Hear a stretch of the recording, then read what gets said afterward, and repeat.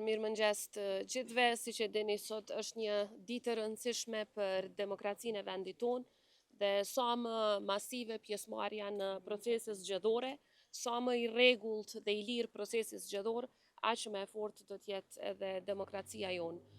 I uroj suksese të gjithë atyre që po marrin pjesë në këto zgjedhje, por mbi të gjitha shpresoj që ky të jetë një proces me rezultate që do të jenë në të mirë të qytetarëve tanë, një proces ku vota do të mbrohet me çdo kusht dhe do të jetë e lirë për të gjithë qytetarët tanë pa dallim dhe si rezultat Kosova do të dalë edhe më e fortë nga këto zgjedhje. Shpresoj që qytetarët ta shfrytëzojnë këtë të drejtë si shtet i lirë, sovran e i pavarur.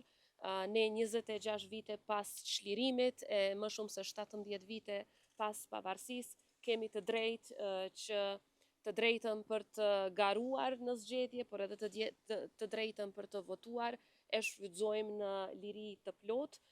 Prandaj është shumë e rëndësishme që qytetarët tanë ta shfrytëzojnë të drejtën e votës dhe nëpërmjet saj të vendosin për shërbimet të cilat do t'i shfrytëzojnë dhe mënyrën se si do të udhëheqen komunat e tyre. Ju faleminderit edhe juve dhe ju uroj suksese të gjitha institucioneve që do të merren sot me këtë proces, nga Komisioni Qendror Zgjedhor, po ashtu edhe institucionet tona të sigurisë, të cilat do të sigurohen që çdo qytetar ndihet i lirë dhe i sigurt në shfrytëzimin e kësaj të drejte.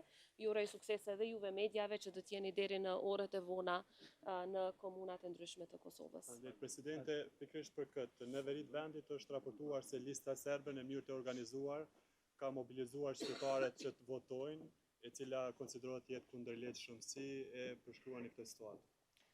Siç e dini, vazhdimisht Serbia ka ndërhyrë në proceset zgjedhore në Kosovë.